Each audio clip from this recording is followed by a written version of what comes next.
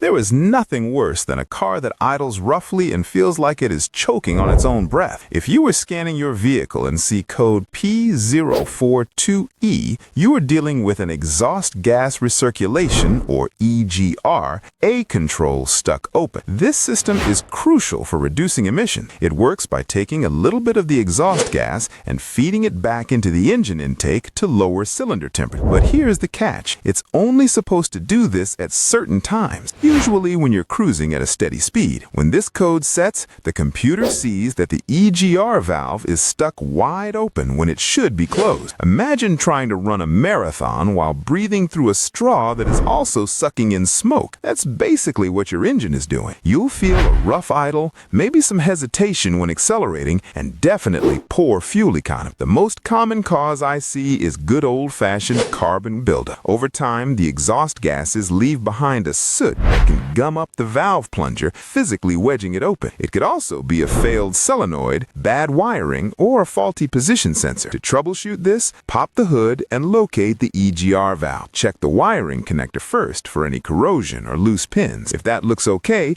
your best bet is to remove the valve itself. It's usually held on by 2 or 4 bolts. Once it's off, look at the plunger. Is it caked in black carbon? If it is, you can often clean it with some carburetor cleaner and a wire brush. Push the plunger in and out to make sure it moves freely. If it is clean but the code persists, you might have an electrical issue with the control solenoid or the sensor. You can test these with a multimeter if you have the specs, but often simply replacing the stuck valve solves the problem. It's a messy job, but cleaning out that carbon can make your engine breathe easy again. This is one of those repairs where a little bit of elbow grease saves you a trip to the mechanic.